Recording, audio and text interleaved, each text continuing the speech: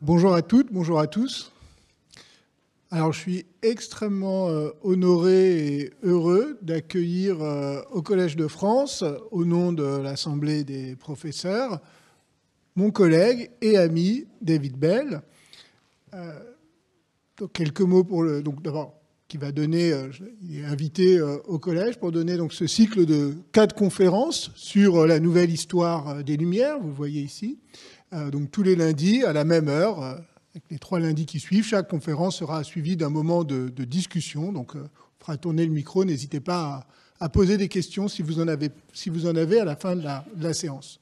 Alors, quelques mots de présentation. David Bell est professeur à l'université de Princeton. Il est sans conteste une des figures majeures aujourd'hui de l'historiographie des Lumières, de la Révolution et de l'Empire napoléonien. Il est aussi une figure importante de l'histoire de France telle qu'elle s'écrit, telle qu'elle se pratique aujourd'hui aux États-Unis. Il a écrit de très nombreux livres. Il avait commencé sa carrière par un livre sur les avocats en France au XVIIIe siècle, sous l'Ancien Régime et début de la Révolution, Lawyers and Citizens. Puis, quelques années plus tard, un livre très important, The Cult of the Nation, que ceux qui suivent le cours, vous m'avez souvent entendu le citer, sur l'invention et la naissance du nationalisme dans la France du XVIIIe siècle et au début de la Révolution, là encore. Et puis, 2 livres traduits en français. D'abord, la première guerre totale sur la guerre totale à l'époque révolutionnaire et surtout napoléonienne, publiée en français en 2010 chez Champvallon. Et puis, plus récemment, en 2022, Le culte des chefs, chez Fayard, traduit en 2022, un livre qui est une réflexion sur la question du charisme politique à l'époque des révolutions atlantiques.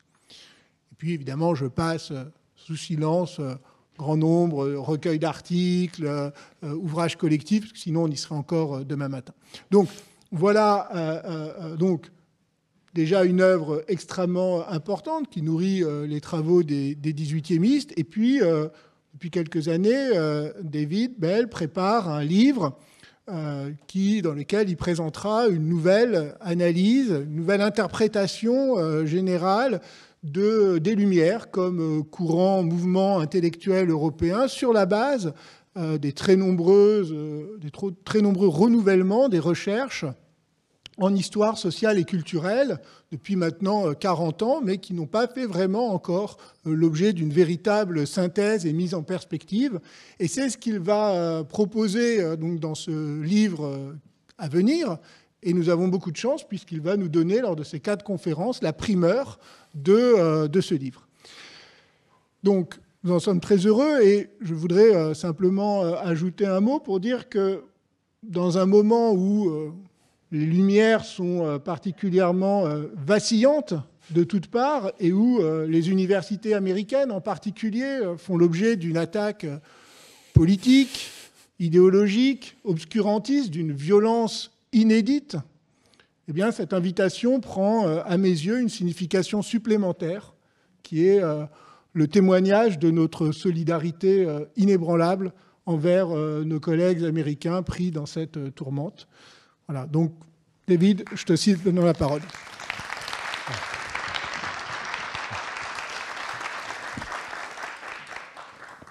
Bonjour à toutes, bonjour à tous. Et merci, je tiens à remercier vraiment très, très vivement, très chaleureusement le professeur Antoine Lilti de m'avoir invité, de m'avoir donné l'occasion de vous parler, d'être là au Collège de France dans ce moment, comme il le dit, très, très difficile pour les États-Unis. Je tiens aussi à remercier M. Roberto Paiva pour son aide dans la préparation de ces cours. Dans cette série de conférences, je veux explorer, comme M. Lilti a dit, les liens entre les Lumières et les énormes changements économiques et sociaux qui ont caractérisé le XVIIIe siècle. Une première vague de globalisation, le développement du capitalisme, une révolution de la consommation, ainsi que la création de nouveaux espaces et de nouvelles institutions urbaines. Je veux montrer à quel point les Lumières étaient inextricablement liées à ces changements. à quel point les styles d'écriture et les idées des auteurs du XVIIIe siècle se développèrent de concert avec eux. C'est un projet qui n'a pas vraiment été tenté de manière sérieuse depuis assez longtemps. Jusqu'au milieu du XXe siècle, les historiens de tendance marxiste ont soutenu que les Lumières étaient à la fois le miroir intellectuel et la justification idéologique de la bourgeoisie conquérante de l'époque moderne. Ainsi, pour citer Friedrich Engels, le royaume de la raison n'était rien d'autre que le royaume idéalisé de la bourgeoisie. Ou, plusieurs décennies plus tard, et de manière plus sophistiquée, Lucien Goldman, je cite, « Les catégories mentales des Lumières correspondent toutes, plus ou moins, à la structure de l'échange qui constitue à son tour le noyau de la société bourgeoise naissante. » Mais ces interprétations n'ont pas survécu à la démolition de l'idée même d'une bourgeoisie conquérante qui aurait mené ses conquêtes dès le début du XVIIIe siècle. Le dernier grand livre qui essayait d'établir un lien entre le capitalisme et les développements intellectuels de l'époque des Lumières était le livre traduit comme La sphère publique de Jürgen Habermas, l'espace public, paru en allemand un an après ma naissance, déjà en 1962. D'ailleurs, ce n'est pas un livre qui traite de la pensée des Lumières, mais plutôt des pratiques de publicité critiques qui permettaient aux bourgeois du XVIIIe siècle de mettre en cause les structures sociales et politiques de l'époque. Et son livre ne discute pas les courants de pensée principaux ni les œuvres majeures. Dans les années 1960 et 70, des historiens qui me sont chers ont défriché un champ nouveau dans l'histoire sociale des idées. Robert Darnton et Daniel Roche ont écrit des ouvrages fondamentaux sur le cadre social des Lumières, mais ces ouvrages, rédigés au moment de la remise en question des thèses marxistes, soutenaient que ce cadre était fondamentalement conservateur et pré-capitaliste, qu'il reposait sur les privilèges et les richesses foncières de l'Ancien Régime français. Ces historiens avaient raison d'ailleurs de souligner à quel point les philosophes des Lumières, comme tous les sujets de la monarchie française, devaient composer avec ces structures de privilèges. En fin de compte, leurs travaux ont eu pour effet de renverser plus ou moins la thèse bien connue de Daniel Mornay. Celui-ci, dans son grand ouvrage « Les origines intellectuelles de la Révolution française », avait avancé que compte tenu de la popularité croissante des œuvres dites éclairées et de la présence grandissante des philosophes au sein des grandes institutions culturelles de l'État, les Lumières avaient fini par conquérir l'Ancien Régime. Selon Darnton et Roche, c'est plutôt l'inverse. C'est l'Ancien Régime qui aurait conquis les Lumières. Depuis la parution de ces œuvres pionnières, l'histoire sociale des idées s'est développée de manière prodigieuse. Au fil du temps, les thèses de Darnton et Roche ont été mises en question, corrigées et nuancées. La génération suivante a accordé davantage d'attention aux ambivalences et aux ambiguïtés de l'histoire sociale des Lumières. Ainsi, dans son premier livre, Antoine Lilti a suivi Daniel Roche en soulignant le caractère traditionnel et conservateur d'une institution clé de l'époque, le soi-disant salon. Mais dans son ouvrage suivant, Antoine Lilti a mis en exergue les transformations économiques qui ont rendu possible l'émergence de quelque chose de très moderne, c'est-à-dire la célébrité. En somme, l'histoire sociale des idées a profondément transformé l'image que nous avons des Lumières. Mais elle n'a pas engendré une nouvelle histoire globale du phénomène. Depuis une vingtaine d'années, plusieurs historiens ont tenté l'expérience d'écrire une histoire des Lumières. Donc vous voyez beaucoup, hein?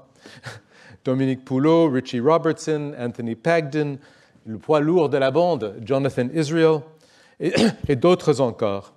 Cependant, ces ouvrages s'inscrivent pour la plupart dans le domaine de l'histoire des idées. Ils ne prennent pas en compte le cadre social des Lumières, et bien qu'ils proposent de nouvelles interprétations du mouvement, celles-ci restent pour la plupart idéalistes, déconnectées des conditions sociales et économiques dans lesquelles les Lumières ont émergé. Je ne vais pas m'attarder longuement sur ces conditions, car elles sont bien connues des historiens, mais je voudrais quand même rappeler quelques points très importants. Et dans cette première conférence aujourd'hui, je vais me concentrer surtout sur les changements économiques et je vais parler surtout de la France. Quels étaient ces changements? Au moment de la grande critique des thèses marxistes, les historiens postulaient toujours que l'économie française du XVIIIe siècle était stagnante, prise dans le soi-disant piège malthusien. En fait, il n'en était rien. Entre 1700 et 1789, la croissance économique en France a atteint 60%. Un chiffre modeste, bien sûr, par rapport à ceux auxquels nous sommes aujourd'hui habitués, mais suffisant pour déclencher des changements importants. Ainsi, en 1789, seulement 40% de la population adulte masculine française était désormais nécessaire pour pourvoir aux besoins alimentaires de la nation. En parallèle, le commerce international de la France avait quadruplé pendant le siècle. Dans plusieurs secteurs économiques, une dynamique capitaliste s'est imposée. William Sewell, par exemple, a montré que dans l'industrie textile, une plus-value relative menant à un cycle de croissance vertueux était réalisée par les producteurs, non pas par l'exploitation du travail, mais par la stimulation de la consommation. Cette dynamique et la disponibilité des profits qui en résultaient ont poussé les entrepreneurs à imposer des pratiques capitalistes à travers les structures économiques archaïques du pays, comme une crue qui traverse une digue fissurée. Partout, des marchands et des artisans avides de profit déplaçaient leurs activités vers des zones exemptes des règles des corporations. Les études de notaires se transformaient en banques primitives. Des marchés gris s'établissaient avec l'approbation tacite des officiers royaux. La contrebande explosait. Et un résultat important fut ce que beaucoup d'historiens décrivent comme une révolution de la consommation. Des études détaillées des inventaires après décès ont permis de retracer la possession et l'usage du sucre, du café, du thé, des épices, des textiles, des céramiques, des meubles, des ustensiles ménagers, des médicaments et bien d'autres choses. Michael Quass, ici présent, a publié récemment une synthèse remarquable sur ce qu'il n'hésite pas à appeler une révolution de la consommation. Mais quel lien tout cela a-t-il avec les Lumières? Pour répondre à cette question, je vais commencer par la présentation d'une personne qui, à première vue, n'avait pas grand-chose à voir avec ces changements. C'était un Parisien qui, autant que je sache, a vécu dans cette ville depuis sa naissance jusqu'à sa mort, à l'âge de 76 ans, sans jamais la quitter. Il était bourgeois, certes, mais un bourgeois rentier, sans rapport direct avec le capitalisme commercial. Il appartenait à l'un des secteurs les plus traditionnels de la France de l'Ancien Régime, c'est-à-dire le barreau. À l'époque, les avocats n'avaient même pas le droit d'établir des factures.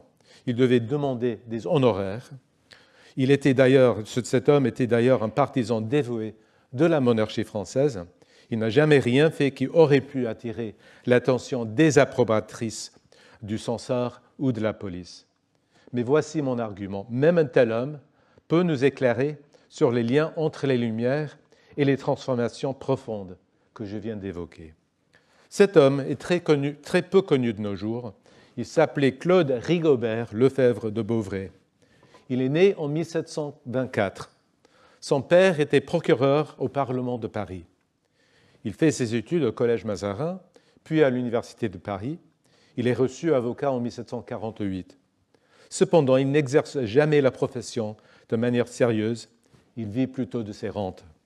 Il ressemble aux héros de 1000 romans français, car si sa famille le destine à une carrière juridique, lui veut devenir poète. Il consacre la majeure partie de sa vie adulte à l'écriture, même après être devenu presque aveugle vers 1763. Il écrit beaucoup, de la poésie, un roman épistolaire dans le style de Samuel Richardson, un dictionnaire philosophique à la manière de Voltaire, une traduction du déiste anglais Anthony Collins et bien d'autres ouvrages. Vous avez ici sa bibliographie. Il aide à la création d'un périodique important. Dans l'un de ses ouvrages, il se qualifie de philosophe ou soi-disant tel, mais plus tard il dénonce, et je cite, « les hommes qui se proclament hautement eux-mêmes philosophes cosmopolites pour se dispenser d'être citoyen. Depuis la fin des années 1750, il abandonne la poésie et proclame que les véritables hommes de lettres ne peuvent plus se borner aux choses d'agrément. Désormais, ils doivent étudier la politique économique et apprendre à faire réfléchir leurs lecteurs, et je cite, « de la manière la plus avantageuse à la société ».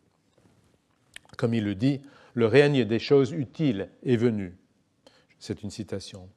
Contraire à la plupart de ses collègues du barreau, Lefebvre de Beauvrais ne soutient pas les parlements contre Louis XV. Une chronique de la vie politique et sociale qu'il rédige dans les années 1780, mais qu'il ne parvient pas à publier, soutient fortement la position du ministère de Calonne vers la fin de l'Ancien Régime. Malgré tous ses efforts, il n'atteint pas le succès littéraire dont il rêve. Le baron Grimm fait une recension méchante de son roman. Ses autres ouvrages reçoivent au mieux de courtes notices dans des périodiques littéraires. Il est donc resté dans la foule des aspirants à la gloire qui grouillaient devant les portes de la République des lettres. Grâce aux travaux de Robert Darnton, l'image que nous avons de ces hommes est celle d'écrivains qui tiraient le diable par la queue, écrivant des libelles et de la pornographie, agissant comme espions pour la police, couvant des ressentiments contre les classes privilégiées et préparant ainsi la Révolution française. Mais tout aussi souvent, sinon de manière aussi pittoresque, ces écrivains étaient des bourgeois respectables, vivant de leur rente ou de l'exercice d'une profession, et très souvent publiant leurs ouvrages à leurs propres frais. Lefebvre de Beauvrais était ce genre d'écrivain. Sa dernière publication date de 1770, il est mort en 1800. Son histoire est un peu triste et sa personnalité présente des traits à la fois curieux et tragiques. Pourtant, et c'est quelque chose qui est amusant, cet homme qui rêvait de gloire littéraire a en fait écrit quelques lignes de poésie qui étaient vouées à être connues dans le monde entier. Et vous les connaissez vous-même, j'en suis sûr. Mais il n'en a jamais reçu le crédit. En 1757, en pleine guerre de 7 ans, ce partisan acharné de la monarchie française publie une sorte de réquisitoire poétique contre la nation anglaise, à qui il s'adresse à la deuxième personne du singulier. Et à la page 11 du poème, on peut lire ceci. « Va pour s'entre-détruire, armer tes bataillons, et d'un sang impur abreuve tes sillons. » Évidemment, 25 ans plus tard, le poème fut, il faut imaginer, découvert par Claude-Joseph Rouget de Lisle, qui, sans vergogne, plagia ses vers dans le refrain de son chant de guerre pour l'armée du Rhin, que nous connaissons bien sûr sous le titre de La Marseillaise. Jusqu'à ce que je découvre le vol en 1995, personne n'était au courant. Et je ne sais pas si Lefebvre de Beauvrais a jamais découvert ce plagiat. Nous savons beaucoup de choses sur lui. Tout d'abord, il y a ses écrits, y compris sa volumineuse chronique manuscrite des années 1780. Et puis, il y a sa correspondance. Lorsqu'il était au Collège Mazarin, il a créé, avec un groupe de camarades de classe, une société qu'ils appelaient les Morozov. En grec, ça signifie les sages fous. L'un de ses camarades, Pierre-Michel Hénin, est devenu diplomate et au cours de sa longue carrière, avec des postes à Varsovie, à Dresde, à Genève, Hénin a continué à échanger des lettres avec ses camarades Morozov. Il a conservé des dizaines de lettres de Lefebvre de Beauvrais qui font désormais partie du volumineux fonds Hénin à la bibliothèque de l'Institut. Et je suis d'ailleurs redevable envers mon collègue et ami Arnaud Orin et mon ancien élève Benjamin Bernard, qui m'ont dirigé vers cette correspondance précieuse. Mais cet avocat au Parlement, cet auteur frustré, comment peut-il illustrer le rapport entre les énormes changements sociaux du XVIIIe siècle et les Lumières? Je vais vous le dire, mais avant de retourner à Maître Claude Rigobert Lefebvre de Beauvrais, je dois tout d'abord poser cette question. Qu'est-ce que l'imprimer dans une société de consommation? Évidemment, réponse numéro 1, l'imprimé est lui-même un produit de consommation, quelque chose qui est vendu sur le marché. Certes, la France, dans l'Ancien Régime, n'avait pas de marché libre et la librairie relevait d'un système très complexe, tissé de privilèges et d'exceptions. Et certes, les philosophes du XVIIIe siècle se méfiaient du marché, ainsi que de ce que nous appelons de nos jours le grand public. Rappelons les mots de Diderot dans sa lettre à Falconet de 1766. Diderot méprise, comme il dit, la cohue mêlée de gens de toute espèce, et en revanche, il exalte ce petit troupeau, cette église invisible qui écoute, qui regarde, qui médite, qui parle bas, et dont la voix prédomine à la langue. Cela dit, même les auteurs les plus connus ne pouvaient pas ignorer le marché, ni s'en affranchir entièrement. Ils n'avaient pas le contrôle absolu sur la production et la vente de leurs ouvrages, c'est le moins que l'on puisse dire. Ils subissaient eux aussi la pression d'écrire des choses qui seraient achetées, des choses qui plairaient au public. Et l'imprimé avait aussi un rôle clé à jouer dans la société de consommation. Face à une gamme de plus en plus large de produits, il fallait aux consommateurs des guides, c'est-à-dire des guides imprimés.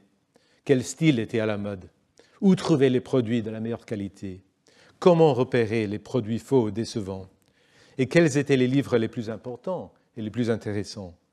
Les historiens de la presse et de la librairie ont retracé une énorme expansion du nombre de livres et de périodiques qui avaient pour but de répondre à ces questions au XVIIIe siècle et d'aider le consommateur à développer leur goût et à faire leur choix.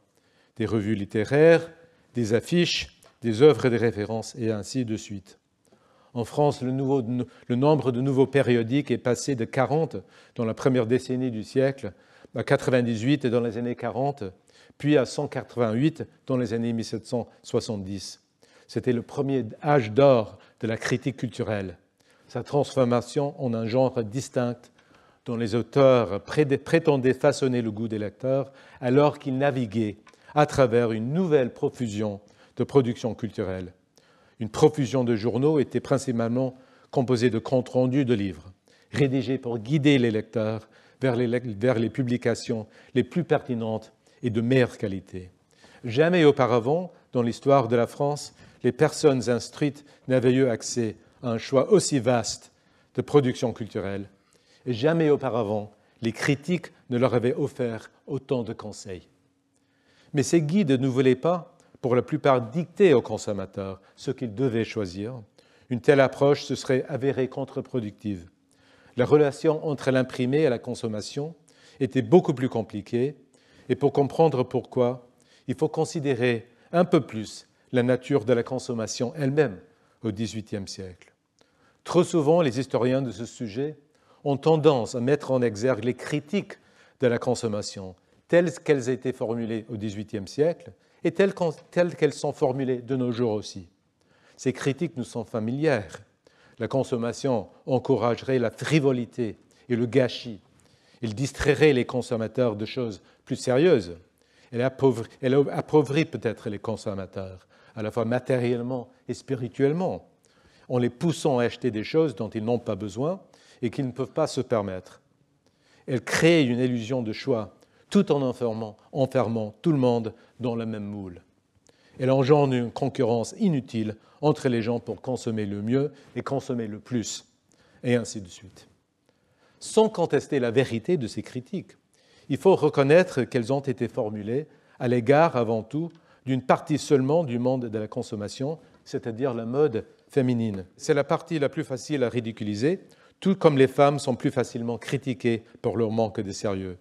D'ailleurs, ni les auteurs du XVIIIe siècle, ni les historiens d'aujourd'hui, critiques de la consommation, ne prennent pas suffisamment en compte combien la mode peut être une chose sérieuse, l'expression méticuleuse d'un style et d'un goût personnel qu'il a fallu beaucoup de temps pour développer. L'historienne Jennifer Jones a montré que les tailleurs et les couturiers au XVIIIe siècle réclamaient avec raison le statut d'artiste. Et puis, la mode n'était que la partie la plus visible du monde de la consommation, qui comprenait bien d'autres choses, l'alimentation, les meubles, les décorations de maison, les médicaments, les produits religieux, les partitions musicales et bien sûr les livres. Oui, on peut adresser les mêmes critiques à la consommation de ces choses-là, mais en même temps, il faut prendre au sérieux le fait que l'achat d'une gravure pour le mur d'une maison ou d'une partition ou d'un médicament ou d'un beau rosaire ou d'un livre ne relevait pas simplement de la frivolité, ni de l'avarice, ni du pur confort, ni du besoin de faire concurrence avec le voisin. Il peut y avoir de nombreuses raisons, en fait, de faire un achat. On achète un médicament pour se guérir, un rosaire pour devenir un meilleur chrétien, un livre pour s'instruire, pour s'inspirer, pour se consoler, et pas seulement pour distraire et s'amuser. Autrement dit, une grande partie de la consommation était dirigée vers l'amélioration spirituelle et non seulement matérielle du consommateur, vers la culture de soi. La culture de soi n'était évidemment pas un phénomène nouveau. Elle découlait naturellement des pratiques chrétiennes à travers lesquelles les hommes et les femmes s'efforçaient de se montrer dignes du salut. Il n'est pas surprenant que les deux plus grands récits du XVIIIe siècle sur la culture de soi, les Confessions de Jean-Jacques Rousseau et l'autobiographie de Benjamin Franklin, proviennent tous deux d'hommes nés dans les cités-États profondément protestants, Genève et Boston. Mais contrairement aux pratiques religieuses intérieures, les formes de culture de soi au XVIIIe siècle concernaient principalement la vie dans ce monde, et ils étaient beaucoup plus centrés sur les objets matériels. Elles permettaient aussi aux hommes et aux femmes beaucoup plus de liberté pour cultiver une personnalité individuelle et expressive, plutôt que de se conformer à un modèle idéal unique. Comme l'a souligné ma collègue Sophia Rosenfeld dans son nouveau livre, le XVIIIe siècle marque le début de l'âge du choix personnel, grâce précisément à la naissance de la société de consommation. Voici le contexte dans lequel je crois qu'il convient de situer les Lumières. Il va sans dire que la pensée des Lumières ne peut en aucun cas être comprise comme un simple reflet de pratiques sociales et économiques. Elle avait, bien sûr, des racines intellectuelles, intellectuelles profondes et complexes. Mais il y a une différence entre expliquer la genèse intellectuelle d'un ensemble d'idées et expliquer pourquoi certaines idées s'imposent et d'autres qui ont les mêmes racines ne s'imposent pas. Les idées s'imposent en raison du caractère propice du contexte social, politique et culturel. Ce contexte influence également la forme prise par ces idées et la manière dont elles se développent par la suite. Au XVIIIe siècle, les auteurs trouvent un public particulièrement réceptif parmi les lecteurs dont la participation à la nouvelle culture de consommation les amenait à adopter de nouvelles formes d'autonomie personnelle et de culture de soi. Et la réaction de ces lecteurs ne passait pas inaperçue, car, comme l'a montré Robert Downton et d'autres, les éditeurs s'engageaient de plus en plus dans des études de marché en suivant la demande pour certains titres et thèmes et en commandant de nouveaux ouvrages sur cette base. Depuis plusieurs années, la plupart des historiens reconnaissent que les Lumières relèvent en grande partie d'une série de réflexions sur les profonds bouleversements liés à la première mondialisation, à l'essor du capitalisme et de la société de consommation, ainsi qu'à la remise en question de la société d'ordre. Mais je pense qu'il faut aller plus loin. Les Lumières ne se contentent pas de réfléchir sur ces sujets, sur ces changements. Elles y participent pleinement. Elles en sont partie intégrante. À cet égard, les styles et les genres des auteurs des Lumières françaises peuvent être vus comme une preuve en faveur de cet argument. Et je cite ici les mots d'Antoine Lilti dans sa leçon inaugurale, ici même. Les Lumières sont aussi un style. Bien plus que lors des périodes intellectuelles précédentes, ces auteurs poussaient leurs lecteurs à s'engager activement avec leurs textes, à faire le plus grand usage possible de leur propre esprit, de leur propre lumière. Ils ont très souvent conçu, les auteurs ont très souvent conçu leurs ouvrages sous forme d'énigmes, de jeux, de mystères et de paradoxes. Les intrigues des contes de Voltaire, par exemple, reposent souvent sur ce que l'historienne de lettres Jennifer Tsien appelle des moments de perplexité, qui mettent les lecteurs au défi de trouver la solution avant que l'auteur ne la révèle. Diderot adorait la forme du dialogue, qui incitait ses lecteurs à évaluer des points de vue apparemment opposés. Montesquieu laissait entendre qu'une chaîne secrète liait les chapitres apparemment désorganisés de ses lettres persanes. Il y avait bien sûr une vogue pour les dictionnaires et les encyclopédies qui pouvaient être lus à la guise des lecteurs, suivant un chemin déterminé par leur propre goût et intérêts, aidés par les renvois.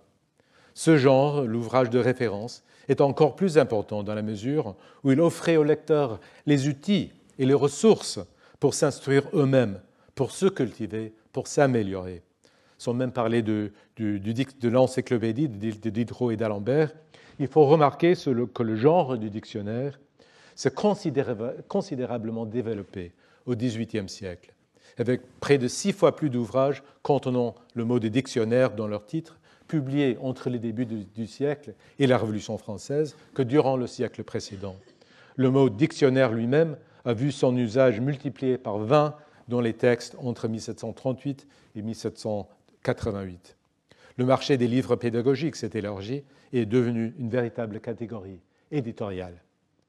Le style du soi-disant goût moderne, cher à tant d'auteurs du XVIIIe siècle, était lui-même, comme l'a soutenu l'historienne de la littérature Eleanor Rousseau, une invitation au lecteur pour entretenir un dialogue intérieur avec les auteurs. Ce style, ce goût moderne, était intime et ludique. Il prônait l'esprit, la théâtralité et la remise en question des formes littéraires traditionnelles. Ces auteurs se délectaient d'énigmes, de jeux et d'une subtile autoréférentialité. Il était mondain et profondément social. Voltaire a résumé parfaitement ses manières d'écrire dans la préface de son dictionnaire philosophique. Et je le cite. « Les livres les plus utiles, dit-il, sont ceux dont les lecteurs font eux-mêmes la moitié.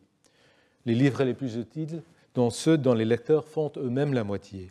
Ils étendent les pensées dont on leur présente le germe, ils corrigent ce qui leur semble défectueux, ils fortifient par leur réflexion ce qui leur paraît faible. » Je ne prétends pas que ces modes d'écriture étaient tout nouveaux au XVIIIe siècle, bien sûr que non, mais il y avait une intensification des formes d'écriture ouvertes à la participation au moins imaginée, des lecteurs.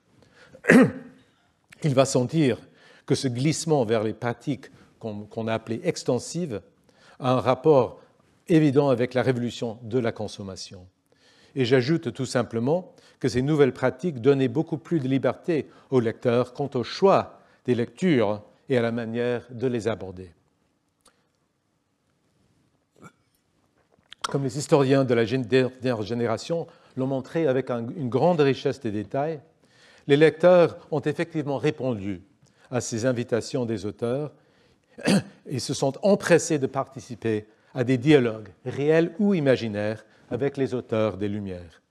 De la manière la plus directe, ils ont envoyé des lettres à leurs auteurs préférés. Comme l'a montré l'historienne Elizabeth Bond, ils ont adressé des lettres à des périodiques en réaction à des articles et des critiques, dans l'espérance que ces lettres elles-mêmes soient publiées. Ils participaient aux concours organisés par les académies savantes. L'historien Jeremy Caradonna, qui a écrit l'histoire la plus approfondie de ces concours d'académies, montre que plus de 40 académies françaises ont proposé des centaines de prix au XVIIIe siècle et ont reçu des milliers, voire des dizaines de milliers de dissertations en réponse aux questions qu'elles posaient. Parce que les académies jugeaient ces contributions généralement de manière anonyme, des candidats, même des candidats issus de milieux modestes avaient une véritable chance de gagner et de lancer une carrière littéraire, comme Jean-Jacques Rousseau, l'abbé Grégoire et tant d'autres. Je pourrais aussi mentionner l'historienne Megan Roberts, qui est engagée dans un projet qui montre à quel point les médecins français du XVIIIe siècle voulaient augmenter leur autorité, encore une fois, par le chemin de l'imprimé et de la participation dans le débat public. À ces formes de participation directe dans la sphère publique, il faut ajouter d'autres pratiques qui ne relevaient pas de l'écriture, mais qui donnaient aux lecteurs l'impression d'être des participants actifs, des participants qui façonnaient en partie les livres qu'ils lisaient. Je vais mentionner 3 exemples. Tout d'abord, les livres de raison, très en vogue à la fin du XVIIIe siècle, dans lesquels les lecteurs pouvaient littéralement copier et coller les passages de livres qui les avaient le plus touchés, le plus profondément touchés, créant ainsi de nouveaux ouvrages. Deuxièmement, les sociétés littéraires, où les participants discutaient de leur lecture et réciter des vers qu'ils avaient eux-mêmes composés. L'un des exemples les plus connus est celui des Rosati d'Arras, fondé en 1778 et qui comptait parmi ses membres Robespierre et Carnot. Et troisièmement, des lieux de rencontre moins formels où les gens pouvaient échanger sur leur lecture, notamment des cafés, des bibliothèques, des académies, et ainsi de suite. Entre 1759 et 1789, les historiens ont recensé 13 salles de lecture communes en activité à Paris, 36 en province. Vous voyez ainsi à quel point les institutions, les pratiques et même les styles des Lumières françaises portaient l'empreinte des changements sociaux du siècle, et en particulier de la révolution de la consommation qui renforçait l'autonomie personnelle et les possibilités de la culture de soi d'un public large et croissant. Pour ce public, la lecture ne prenait pas une forme passive, tout comme la consommation ne prenait pas la forme d'une acceptation passive de biens choisis par d'autres. Elle impliquait une participation active, les hommes et les femmes choisissant parmi différents produits culturels, exprimant leurs opinions à leur sujet et tentant de diverses manières de participer à leur production. Ce public restait certes restreint par rapport à la population dans son ensemble. Il comprenait seulement ceux qui disposaient d'une éducation et de ressources suffisantes pour accéder à une variété de livres et de périodiques. Dans l'ensemble, seuls les hommes urbains pouvaient y participer pleinement, et des hommes urbains avec une certaine richesse. Mais ce public était tout de même bien plus vaste que le public lecteur des siècles précédents. Voilà pourquoi j'ai intitulé cette conférence « Les Lumières, entreprise publique ». Je ne vais pas poursuivre ici les réflexions sur le rapport entre ces pratiques de lecture et de participation d'une part, et la pensée des Lumières dans toute sa diversité d'autre part. Ce sera le sujet des conférences que je vais donner dans les semaines à venir. Mais pour terminer aujourd'hui, je voudrais revenir à mon pauvre poète, Claude Rigobert Lefebvre de Beauvrais, et je voudrais montrer combien cet homme, un bourgeois rentier, un avocat, son client, un homme en somme qui n'avait rien d'un capitaliste, illustre néanmoins les transformations de la vie intellectuelle que je viens de décrire. Tout d'abord, considérons Lefebvre de Beauvrais comme écrivain. Il faut noter que Lefebvre de Beauvrais est à l'écoute du marché. Ses premiers pas dans le monde des lettres sont ceux d'un poète. Très jeune, il écrit aussi un très long essai sur l'histoire du cœur humain, tout à fait dans le style du goût moderne, ludique, enjoué, intime, discontinu. Mais vu le goût pour les livres philosophiques anglais, il apprend l'anglais, comme Diderot et d'autres d'ailleurs, et il publie une traduction du livre du déiste Anthony Collins sur la liberté humaine. Et cette traduction est bien reçue de ce côté de la Manche. Lefebvre de Beauvrais aura une relation ambivalente, c'est le moins que l'on puisse dire, avec l'Angleterre, dont il déteste la politique, mais adore la littérature. Au moment où les romans épistolaires anglais gagnent en popularité en France, il essaie même d'en écrire un, l'histoire de Miss Honora, voilà, c'est ça, l'histoire de Miss Honora ou le vice-duc de lui-même, qu'il réussit à faire publier à Amsterdam en 1766. Il publie son poème féroce contre l'Angleterre en 1757, mais 6 ans plus tard, à la paix, appelle à la réconciliation de ce qu'ils appellent, et je cite, « deux nations rivales par les talents unis et mules de tout temps, trop souvent ennemis ». Enfin, comme j'ai dit, il est tout à fait attentif à la vogue pour la politique économique. Il insiste sur le fait que ce sujet est devenu plus important que la littérature. Il s'engage donc très tôt dans le monde du journalisme. Comme l'a montré Arnaud Orin, au début des années 1750, il est impliqué, aux côtés de son camarade Morozov, l'économiste Georges-Marie Butel-Dumont, dans la création du journal économique. Ce journal deviendra par la suite l'organe du cercle de Gournay et sera publié pendant une vingtaine d'années. Lefebvre lui-même publie des lettres dans plusieurs journaux littéraires. Il est tout à fait conscient des changements qui surviennent dans le monde intellectuel de son temps.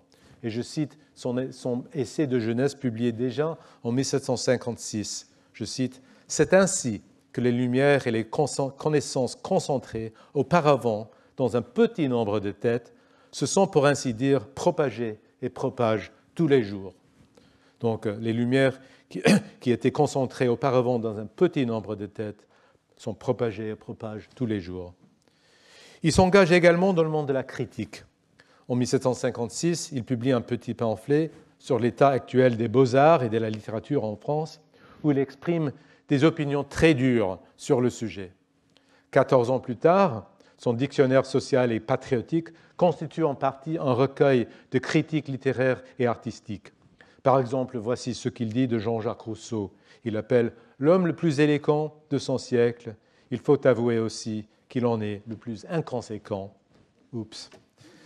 Ce dictionnaire est lui-même un ouvrage considérable de presque 600 pages et son but explicite est, et je cite, « d'éclairer et d'orner l'esprit et de former le cœur ». Comme je l'ai déjà mentionné, le genre du dictionnaire était en pleine expansion et il offre aux lecteurs des ressources pour s'instruire et leur laisse la liberté d'écrire ici, de lire ici et là, à leur gré, en somme, de composer, pour ainsi dire, son propre livre. En tant qu'écrivain, Lefebvre de Beauvrais participe aussi pleinement aux changements que j'ai discutés dans cette conférence. Mais ce qui est encore plus intéressant que Lefebvre de Beauvrais écrivain, c'est Lefebvre de Beauvrais lecteur, et c'est sur ce point que je vais conclure. Nous en savons beaucoup sur son expérience en tant que lecteur, grâce à sa participation dans cette société de Morozov et à sa correspondance avec son ami Henin.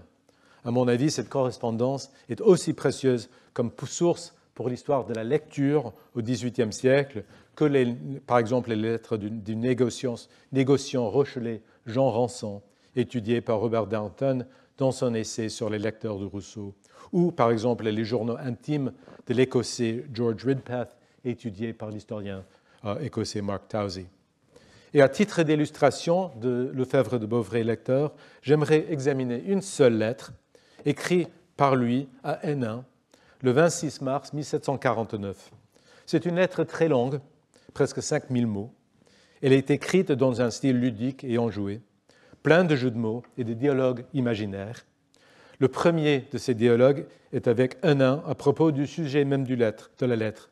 Je cite « De quoi s'agit-il, diras-tu ? Sur quoi doit rouler cette belle dissertation que tu annonces depuis le commencement de cette lettre et dont tu t'éloignes toujours davantage par tes digressions ?» Il imagine Henin qui lui parle. Et puis il répond lui-même à Henin qu'il ne s'agit de rien de moins que de faire quelques réflexions au sujet de l'esprit des lois de Monsieur le Président de Montesquieu. Les deux amis avaient déjà parlé du livre de l'esprit des lois. Et enfin, Lefebvre de Beauvrais avait réussi à en obtenir un exemplaire. La lettre relève en grande partie d'une critique détaillée et assez mitigée, parfois même un peu méchante, du livre de Montesquieu. Lefebvre lui-même écrit ceci, je cite, « Je sais combien je suis téméraire d'entreprendre de critiquer un livre dont je ne vois partout que des panégéristes. Mais c'est justement parce que je l'estime véritablement que j'ose lui trouver des défauts et ne pas le louer aveuglément. » Fin de citation. Lefebvre apprécie bien des choses dans le livre. À propos des principes généraux développés dans les premiers chapitres de l'Esprit des lois, il dit, et je cite, « On découvre un génie qui voit tout et qui le voit bien. Rien ne lui échappe. » Lefebvre parle aussi, et je le cite encore, des nouvelles lumières que j'ai acquises sur notre histoire, l'histoire française, et sur cette prétendue loi salique touchant la succession à la couronne. Mais il a aussi des reproches à faire. Il dit que le style de Montesquieu est trop lâche ou trop négligé. À propos des raisonnements du juriste sur les origines du tabou contre l'inceste, Lefebvre commente « Voilà bien du verbiage pour ne rien prouver ». Lefebvre n'est pas d'accord avec l'argument selon lequel les monarchies sont plus tournées vers l'agrandissement que les républiques. Il se plaint de l'ennui qu'il ressent vers la fin de l'ouvrage. Je cite, « Le 26e livre est vraiment l'âge décrépit de l'auteur. Il y rêve, il y radote. » Surtout, Lefebvre proteste contre l'idée de Montesquieu selon laquelle la religion serait nécessaire, je cite, pour conduire un peuple policé et éclairé. Et il n'aime pas du tout la critique que Montesquieu adresse à Pierre Bayle sur ce point. Toujours sous l'influence du déiste anglais qu'il avait traduit, et tenté peut-être par le matérialisme, Lefebvre de Beauvrais répond longuement à Montesquieu ici, et il offre comme exemple d'un peuple vertueux, sans religion, les Sérères de l'Afrique de l'Ouest, dont il avait sans doute lu la relation dans les voyages de l'abbé Prévost. Il va sans dire que la lettre de Lefebvre à Hénin n'est ni la seule ni la première critique de l'esprit des lois, écrite peu après sa publication. Évidemment pas.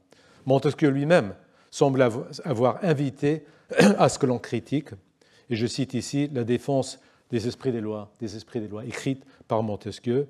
Il est très permis de critiquer les ouvrages qui ont été donnés au public parce qu'il serait ridicule que ceux qui ont voulu éclairer les autres ne voulussent pas être éclairés eux-mêmes. L'historien américain Gary Cates vient de publier tout un livre sur la réception des chefs-d'œuvre et des Lumières, dans lequel il consacre tout un chapitre aux critiques contemporaines de Montesquieu, dont celle remarquable écrite par la salonnière Louise Dupin.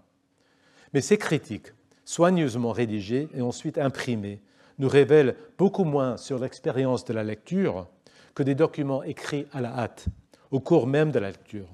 Je vous renvoie à l'historien de la lecture Robert de Maria, qui souligne l'importance de ces sources documentaires comme Marginalia, carnets de notes, livres de raison, journaux intimes, anecdotes ou lettres.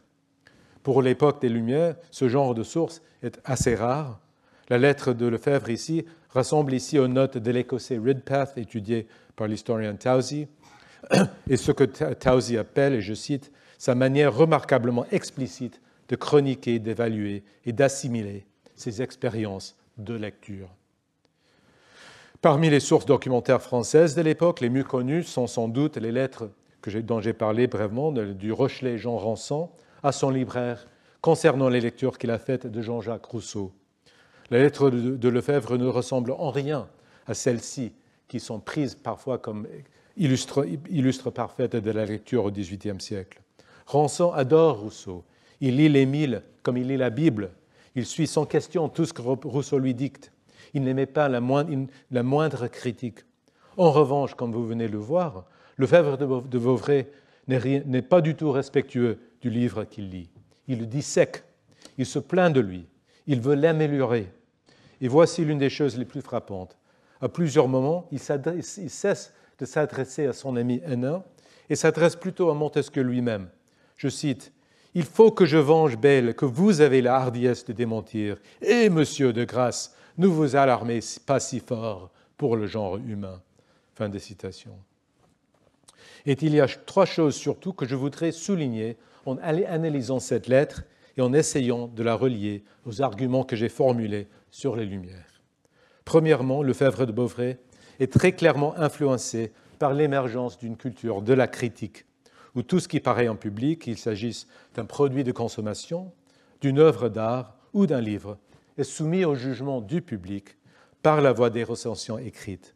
Lui-même lecteur avide de plusieurs périodiques, dont des périodiques anglais comme le Spectator, il énumère la liste dans son dictionnaire, il s'érige ici en critique de Montesquieu. Et pour un avocat inconnu de 24 ans, oser faire cela, même dans une lettre privée, est, comme il le dit lui-même, téméraire. Deuxièmement, la lecture qu'il propose n'est pas censée être privée pour lui seul, comme dans le cas du journal intime de Ridpath. Il la réalise pour son ami, et a fortiori peut-être pour son groupe d'amis, les Morozov, qui s'échangeaient souvent des lettres entre eux. Je ne sais pas si c'était le cas ici. En écrivant un nain sur Montesquieu, il cherche à impliquer un nain dans la discussion, à lui plaire. Il veut même le séduire. Il n'est pas sans intérêt de noter que nain, bien que plus jeune que Lefebvre, appartenait à un rang social nettement plus élevé que ce fils de procureur. Aussi les lettres de Lefebvre respirent-elles l'anxiété quant aux réactions de son ami. Il souhaite créer un lien intense et très masculin en badinant, en jouant avec les mots et en échangeant des blagues privées. La correspondance de Hénin est en fait hautement sexualisée avec des références fréquentes aux liaisons féminines des Morozov, et la lettre que je viens de discuter ne fait pas exception. En la terminant, Lefebvre dit ceci à Hénin. Je cite, « Pour racheter le sérieux de cette lettre et la clore par quelque chose de gai et de divertissant, je ne puis faire autre chose pour toi, mon cher ami, que de t'envoyer l'épigramme suivante. Elle roule sur le bon mot d'une dame touchant, Thérèse, philosophe. Ici, Lefebvre fait référence à un autre livre à succès de 1749 qui s'appelait, assez différent de l'Esprit des lois, qui s'appelait Thérèse philosophe. Il était à la fois un tract matérialiste et un roman pornographique. L'épigramme en question raconte l'histoire d'une jeune fille qui lit le roman. Vous pouvez lire ici, si vous pouvez lire son orthographie. Et je cite, « Je trouve qu'on ne peut le lire comme il faut que d'une main. » Je voudrais noter en passant qu'une grande partie de l'historiographie récente consacrée à l'histoire de la lecture au XVIIIe siècle porte sur la lecture faite par les femmes. Par exemple, les travaux de Sue Ellen Diakonoff ou de Dina Goodman et plusieurs œuvres collectives britanniques récentes. Mais il faut observer que les formes de lecture accessibles aux hommes étaient beaucoup plus variées que celles des femmes, étant donné la plus grande liberté dont ils jouissaient. La lecture féminine était beaucoup plus souvent une pratique solitaire et privée, tandis que la lecture masculine pouvait être à la fois beaucoup plus publique et aussi beaucoup plus explicitement sexualisée. Enfin, une sexualité qui servait aussi à créer des liens entre les hommes, de les forger en société masculine. Enfin, il faut constater que le style de lecture de Lefebvre est celui d'un consommateur actif, c'est-à-dire qu'il n'accepte pas passivement ce que l'auteur lui propose. Il fait des choix, comme le compilateur d'un livre de raison. Il suggère des changements, des améliorations. Il réécrit le livre à sa guise. Voici ce qu'il dit lui-même dans sa lettre, je le cite. « Peut-on s'empêcher de discourir avec un auteur qui vous donne encore plus à penser qu'il ne semble avoir pensé lui-même, un auteur qui réfléchit et qui vous laisse toujours matière à plus d'ample réflexion, qui ne dit pas tout ce qu'il y a à dire sur un sujet, qui ne l'indique et ne le fait entrevoir. C'est avec ces gens-là, véritablement, qu'on se trouve à son aise. Ils sont presque les seuls qui méritent qu'on se donne la peine de les suivre de près et de les relever quand elles font quelques chutes. » Je vous rappelle la citation de Voltaire, « Les livres les plus utiles sont ceux dont les lecteurs font eux-mêmes la moitié. » Voici évidemment un lecteur idéal pour Voltaire. Et je dirais même plus, voici le lecteur idéal des Lumières. Je ne veux pas prétendre que ce style de lecture n'ait jamais été pratiqué avant les Lumières, bien au contraire, mais à l'époque des Lumières, un moment marqué par ces profonds changements sociaux et économiques que je viens de décrire, il devient courant, voire dominant, ce style de lecture. Un petit mot supplémentaire pour conclure. Évidemment, c'est Montesquieu lui-même qui offre, pour ainsi dire, une invitation à ce style de lecture. L'Esprit des lois n'est pas un livre qui prêche ou qui dicte. C'est un livre à première vue désorganisé, difficile à suivre, plein de détours, d'ironie, de petites blagues. Montesquieu est un adepte du goût moderne. Même en parlant des lois, il n'adopte pas le style de Rousseau, qui est celle de la tribune. Bref, L'Esprit des lois est un livre qui invite le lecteur à lutter avec lui, à entrer en dialogue avec lui. Lefebvre de Beauvrais a accepté cette invitation. Et ce faisant, il nous a montré à quel point les Lumières ne sont pas simplement le reflet, mais je dirais plutôt le partenaire des changements sociaux et économiques que j'ai évoqués tout à l'heure. J'approfondirai ces réflexions, j'espère, dans ma prochaine conférence. Je ne continuerai pas à parler de Lefebvre de Beauvrais, j'en ai déjà parlé un peu trop. Vous en êtes probablement déjà très là. Je parlerai plutôt de Montesquieu lui-même et d'un autre auteur beaucoup moins connu de ce côté du Rhin, mais dont les intérêts intellectuels recoupent les intérêts de Montesquieu de manière intéressante, le philosophe allemand Christian Wolff. En faisant une comparaison avec la France et l'Allemagne, je pourrais également aborder une question que j'ai laissée de côté aujourd'hui, celle des Lumières multiples ou plurielles.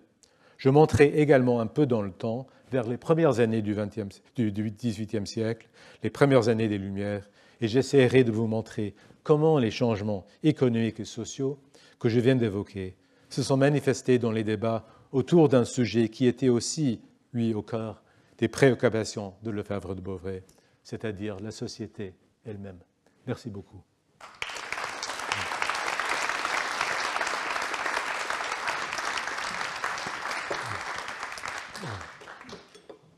Merci infiniment, David, pour cette conférence à la fois extrêmement riche, ample, audacieuse, avec des propositions qui vont faire réagir, qui font énormément réfléchir.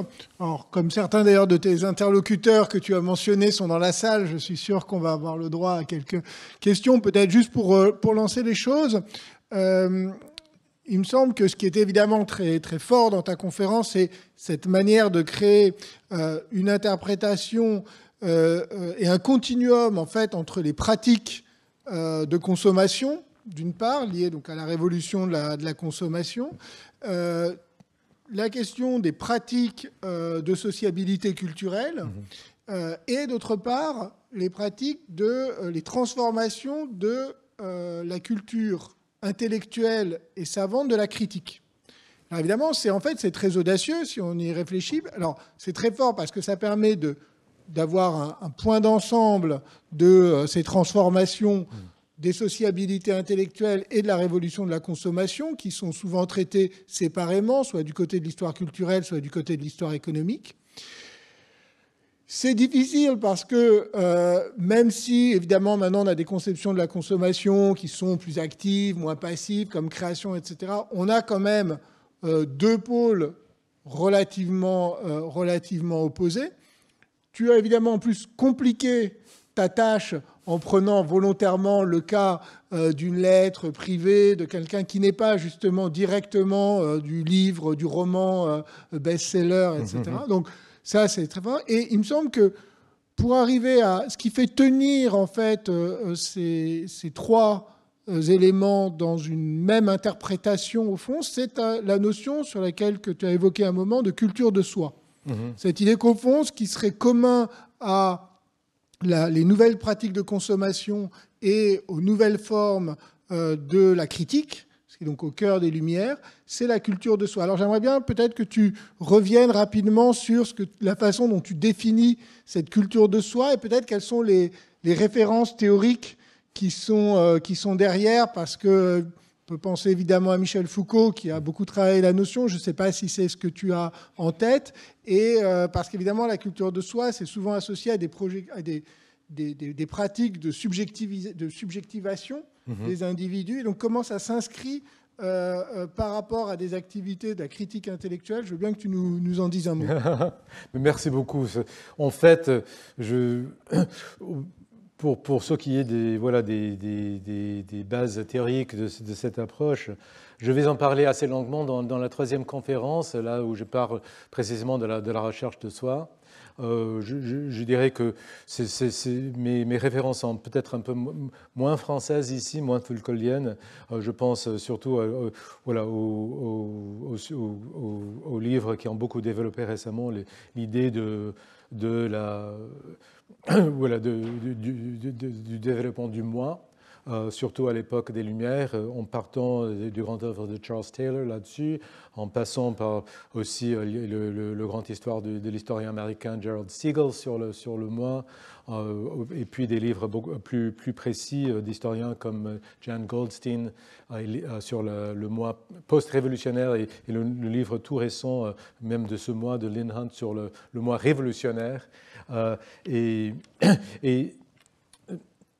Pour ce que je veux mettre en exergue, c'est surtout, c'est l'autonomie personnelle qui arrive, et donc je suis moins influencé par Foucault et les forces qui agissent sur la personne que les possibilités qui sont disponibles à la personne au milieu de cette révolution de la consommation, de cette disponibilité de beaucoup plus d'objets, de sources, même s'il y a évidemment beaucoup de pression presque invisibles qui agissent sur une personne qui ne comprend pas toujours pourquoi il ou elle fait le choix précis de tel ou tel objet.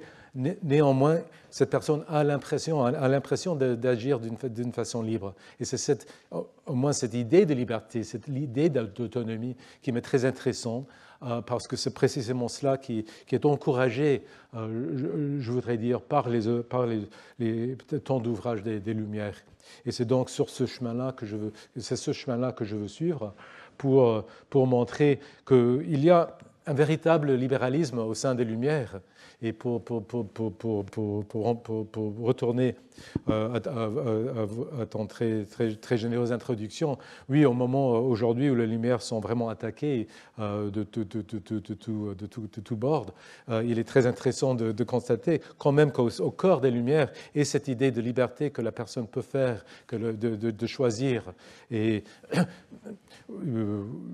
je suis aussi très influencé par le nouvel ouvrage de Sophia Rosenfeld qui identifie et qui critique au même moment cette autonomie en disant que peut-être la liberté moderne ne devrait pas être identifiée tellement avec le choix personnel, mais je pense quand même que ça donne aux gens du XVIIIe siècle des opportunités, des occasions beaucoup très différentes et qui font augmenter et étendre leurs horizons. Et c'est ça qui m'intéresse. Mais il y aura beaucoup plus dans la troisième conférence. Merci beaucoup.